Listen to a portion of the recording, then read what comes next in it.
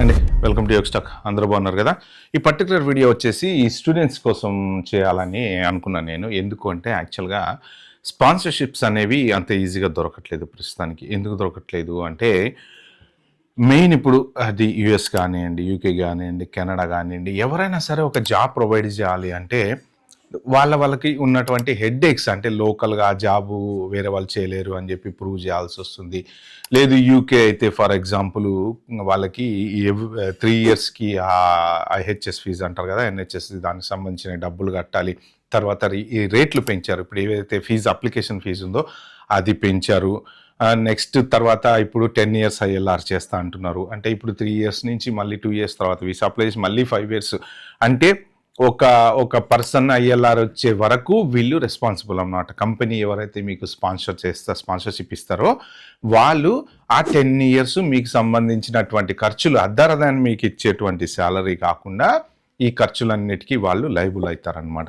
అదే అమెరికాలో వచ్చేసి మీరు ఓపీటీ మీద ఉన్నారు, స్టెమ్ ఓపీటీ మీద ఉన్నారు, నెక్స్ట్ ఫర్దర్ స్టెప్ అనేది ఉంటుంది కదా, H1B visa. So H1B వీసాకి sponsor చేయాలి. H1B వీసాకి స్పాన్సర్ చేయాలంటే గవర్నమెంట్తో తలనొప్పి. ఎందుకు తలనొప్పి అంటే, అరే నీకు ఈ జాబ్కి వేరే వాడు దొరకలేదా, నువ్వు లోకల్ వాడు దొరకలేదా, అమెరికన్ సిటిజన్ దొరకలేదా, ఎందుకు ఇతన్నే తీసుకోవాలనుకున్నావు అనేది ప్రూవ్ చేయకపోతే అంత ఈజీగా సింపుల్గా ఇవ్వట్లేదు. రేపు పొద్దున మళ్ళీ H1B పిటిషన్ ఇంత కష్టపడి వేసిన తర్వాత ఇలా కంపెనీలో ఉంటాడని గ్యారంటీ ఏముంది? H1 వచ్చిన తర్వాత ఒక్కసారి H1 పిక్ అయి పిటిషన్ ఎప్పుడు అయితే కంపెనీలు మారే వాళ్ళు కూడా ఉన్నారు. అంటే వీళ్ళని కూడా నమ్మలేకపోతున్నారు. సో స్పాన్సర్షిప్ చేయాలి అంటే స్టూడెంట్స్కి చాలా చాలా చాలా ఆలోచిస్తున్నాయి అనమాట కంపెనీలు. సో ఇలాంటప్పుడు అసలు మీరు మరి అబ్రాడ్ రావచ్చా? మరి ఇంకెందుకన్నా స్పాన్సర్షిప్ దొరకకపోతే నేను అబ్రాడ్ వచ్చి చేసేది ఏముంది అని అంటే, ఫస్ట్ ఆఫ్ ఆల్ ప్రతి ఒక్క కంట్రీలో ఒక్కొక్క టైప్ ఆఫ్ ఇమిగ్రేషన్ గేమ్ అనేది ఉందండి జనరల్గా. అది ఏంటంటే ఇన్ని రోజుల నుంచి అంటే ఇప్పటి వరకు కరెక్ట్గా చూసుకుంటే 2025 వరకు ఎక్కడా ఎవ్వరికి ఏ ట్రబుల్ రాలా, అలాగా చేసుకుంటా వెళ్ళిపోయారు. స్టూడెంట్స్ రావడం, పార్ట్ టైములు జాబులు చేసుకోవడం, ఇది ఓపీటీ వేసుకోవడం, స్టెమ్ ఓపీటీ వేసుకోవడం, H1 అప్లై చేసుకోవడం, 3 సంవత్సరాలు ట్రై చేస్తారు. అప్పట్లో ఏంటి $10 అప్లికేషన్ వేశారు, ఇష్టం వచ్చినట్టు వేశారు. ఒకటి కాకపోతే ఒకటి పిక్ అయింది, H1 వేసుకున్నారు. తర్వాత వచ్చిందా జాబ్ రాలేదా, ఏదో ఒక రకంగా కిరాణం కొట్లో పని చేసుకున్నారు, షాపులోనో వాల్మార్ట్లోనో ఇంకో రకం ఎక్కడో ఒకటి ఏదో ఒక చోట రెస్టారెంట్లలో పని చేయడం, ఇక్కడ H1B ట్యాక్సులు కట్టించుకోవడం, ఇలా రకరకాల డ్రామాలన్నీ నడిచినాయి. యూకే తీసుకుంటే అసలు స్టూడెంట్స్ దాదాపు యూకే వచ్చేటువంటి స్టూడెంట్స్లలో జాబు చేసుకొని డబ్బులు ఇండియాకి పంపించుకుందాం అనుకునే వాళ్ళే ఎక్కువ మంది ఉన్నారు తప్ప జెన్యున్గా చదువుకోవటానికి వచ్చే వాళ్ళు తక్కువ మంది ఉన్నారు. జెన్యున్గా చదువుకోవడానికి వచ్చే వాళ్ళందరూ కూడా ఆక్స్ఫర్డ్ కానీ, కేంబ్రిడ్జ్ కానీ, వార్విక్ కానీ, లేకపోతే ఇట్లా కొన్ని టాప్ యూనివర్సిటీస్ ఉన్నాయి. ఆ యూనివర్సిటీలోకి వస్తున్నారు, చదువుకుంటున్నారు, చక్కగా వాళ్ళు డిఫరెంట్గా సెటిల్ అయిపోతున్నారు.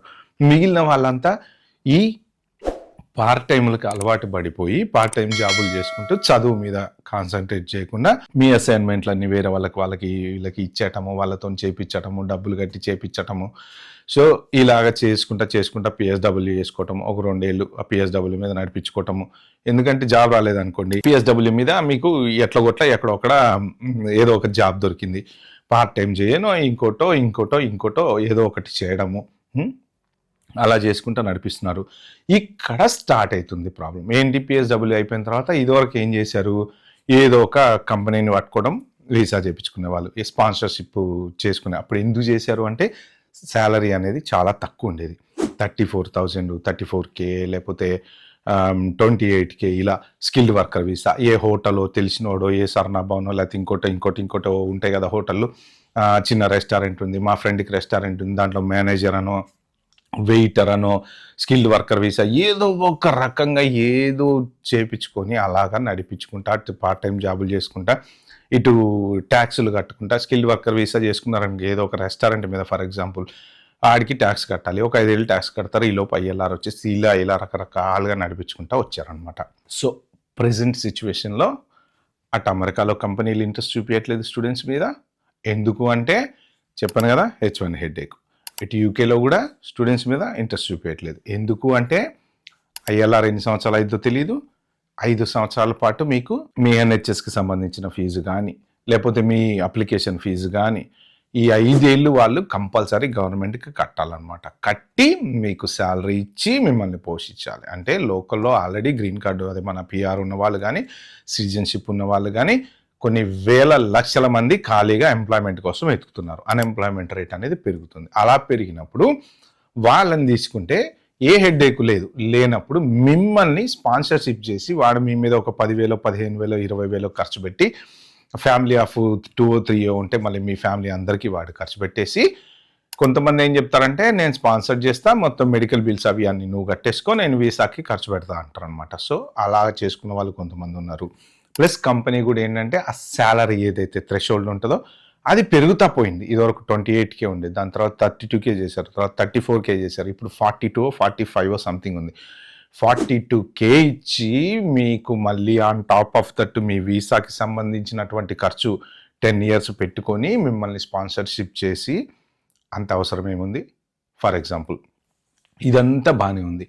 ఇప్పుడు ఏం చేస్తున్నారు అంటే గవర్నమెంట్ డీప్ చెకింగ్ అనేది చేస్తున్నారు. ఓకే, ఏదైనా ఒక పర్టికులర్ కంపెనీ ఇక్కడ కూడా అమెరికా లాగానే లోకల్ ఎందుకు దొరకలేదు అని కూడా చెక్ చేస్తున్నారు వాళ్ళు. ఎందుకంటే ఇమిగ్రేషన్ టైట్ అయిపోయింది, గొడవలు బాగా జరుగుతున్నాయి కాబట్టి ఆ పర్టికులర్ స్టూడెంట్స్కి జాబ్ ఎందుకు ఇవ్వాలి అని చెప్పేసి. సో ఇప్పుడు ఆ డీప్ వెట్టింగ్ చేసినప్పుడు కనుక మీ కంపెనీ ఫర్ ఎగ్జాంపుల్ ఏదైనా వీసా అప్లై చేసేటువంటి మీరు కంపెనీ కనుక మిస్రిప్రజెంటేషన్ ఏదైనా చేశారు అంటే ఏమవుతుంది అంటే వాళ్ళ కంపెనీ లైసెన్స్ అనేది క్యాన్సిల్ అవుతుంది. ఓకే, ఇది మెయిన్ గుర్తుపెట్టుకోవాల్సింది మీరు. ఆ స్పాన్సర్షిప్ చేస్తే ఏమవుతుంది, వర్క్ పర్మిటే కదా చేయొచ్చు కదా అంటే ఇక్కడ అందరూ భయపడేది ఎందుకు అంటే పొరపాటున మీరు గనక ఏమైనా ఇప్పుడు ఇప్పుడు నాకు ఎగ్జాంపుల్ కంపెనీ ఉందండి, ఒక సింపుల్గా ఏబిసి టెక్నాలజీ అనేసి ఒక కంపెనీ ఉంది. నేను ఒక ఇద్దరికి వర్క్ పర్మిట్లు చేశాను ఫర్ ఎగ్జాంపుల్. ఆ వర్క్ పర్మిట్లకి రెస్పాన్సిబిలిటీ ఎవరు తీసుకోవాలి? నేను తీసుకోవాలి. మీరు నా దగ్గర కంపెనీలో వర్క్ పర్మిట్ చేయించుకొని ఏ ఆఫ్ లైసెన్స్ షాప్లోనో పని చేస్తా మీరు ఇమిగ్రేషన్ వాళ్ళకి దొరికారు అనుకోండి ఫర్ ఎగ్జాంపుల్, అవుట్ రైట్ ఇప్పుడు నా కంపెనీకి ప్రాబ్లం వస్తుంది, మీకు ప్రాబ్లం వస్తుంది. ఇదే కంపెనీ మీద ఇంకా జెన్యున్గా ఓ 10-15 మంది చక్కగా ఎంప్లాయ్మెంట్ చేసుకుంటా జాబులు ఉండేటువంటి వాళ్ళ పరిస్థితి కూడా అంధకారం అవుతుంది. కాబట్టి రిస్క్ తీసుకోవట్లేదు అనమాట. ఎందుకంటే మీకు ఉన్నటువంటి రూల్ ఏంటి, వర్క్ పర్మిట్ రూలు, నా కంపెనీలో నేను మీకు స్పాన్సర్షిప్ ఇచ్చి చేయించుకుంటే నా కంపెనీలోనే మీరు పనిచేయాలి, వేరే కంపెనీకి పనిచేయడానికి లేదు. నాకు ఇప్పుడు టీసీఎస్ ఉంది ఫర్ ఎగ్జాంపుల్, సింపుల్గా టీసీఎస్ మీద మీరు యూకే వచ్చారు, క్లయింట్ ఎవడో ఉంటాడు కానీ కాంట్రాక్ట్ టీసీఎస్కే ఉంటుంది, టీసీఎస్తో పనిచేస్తుంటారు. అలాగా నాదొక చిన్న కంపెనీ ఉందనుకోండి యూకేలో, నాకెవరు ఇస్తారండి కాంట్రాక్టు, నేను ఎంప్లాయీని పెట్టుకొని చేయించుకోవడానికి ఇవ్వరు కదా.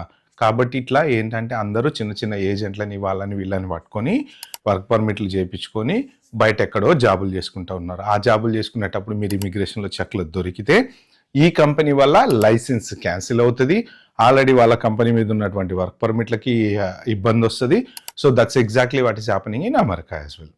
ఓకే, ఇలా మీకు వాళ్ళ H1 స్పాన్సర్ చేయాలి. H1 స్పాన్సర్ చేసినప్పుడు ఒకవేళ H1 పికప్ కాలేదు, ఓకే ఫైన్, మళ్ళీ మీరు స్టెమ్ ఓపీటీ మీద కంటిన్యూ చేసుకుంటారు.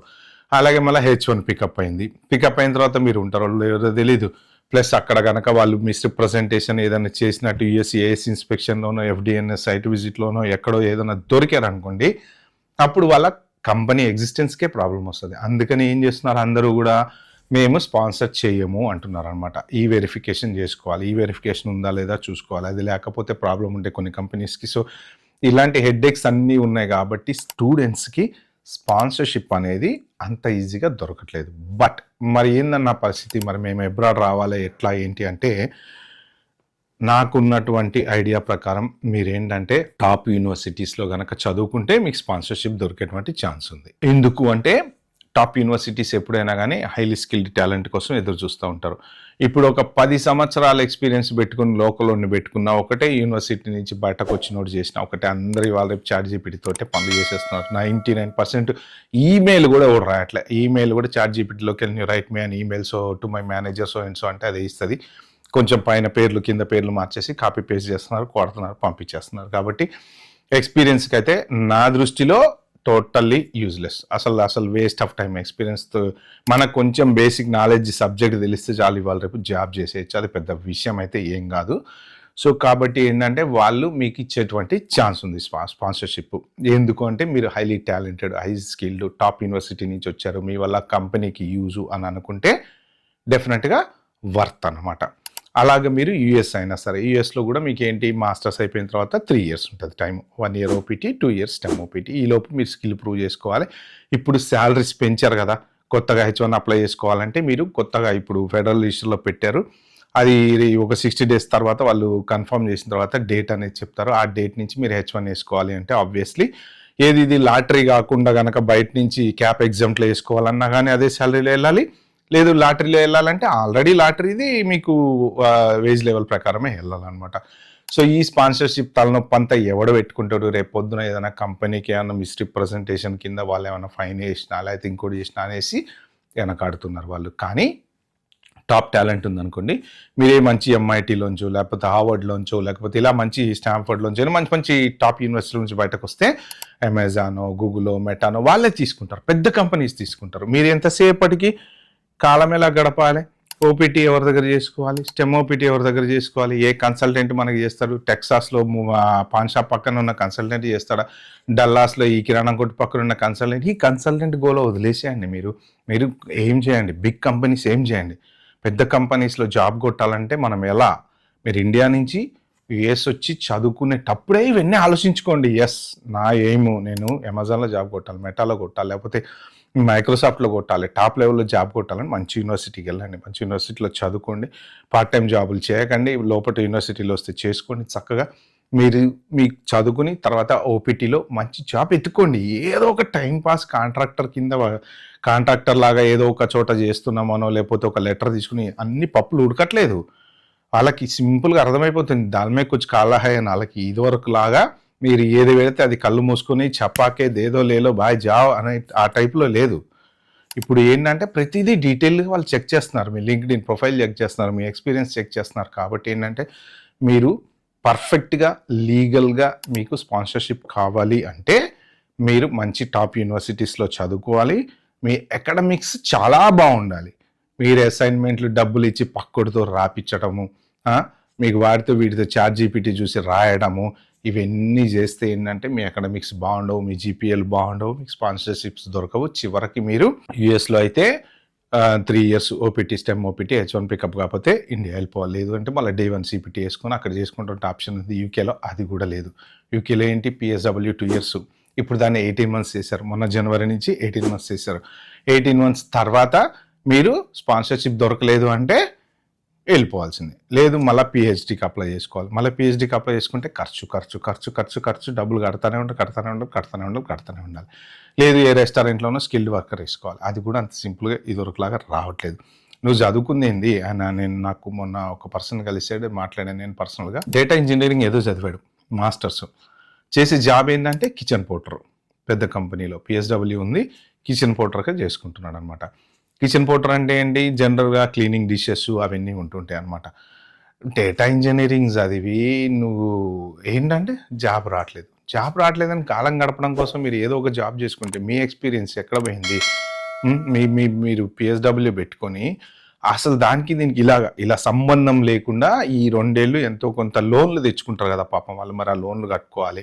ప్లస్ ఇంకొక ప్రెషర్ ఏముంటుంది వీళ్ళకి అంటే, నేను అడిగాను మరి ఎందుకంత నువ్వు ప్రెషర్ తీసుకుని ఇట్లాంటివి చేస్తున్నావు అంటే, అన్నా ఇండియా పోతే నీకేం చేత కాలేక నాకు వచ్చినావు, నువ్వు అందరు సెటిల్ అయితే నీకేమైందిరా అంటారన్నా, అందుకనే భయం అవుతుంది ఇండియా పోవాలంటే అంటున్నారు. అంటే వాళ్ళు అక్కడికి వెళ్ళి జాబ్ ఎత్తుకోవాలని ఆలోచన ఉన్నా కానీ పాపం అక్కడ ప్రెషర్కి భయపడి వెళ్ళలేకపోతున్నారు అనమాట. కానీ మెయిన్ ఏంటంటే నేను చెప్పాలనుకున్నది ఈ పర్టిక్యులర్ వీడియోలో, స్పాన్సర్షిప్ అనేది మీరు రావాలి అంటే టాప్ యూనివర్సిటీలో చదువుకోవాలి.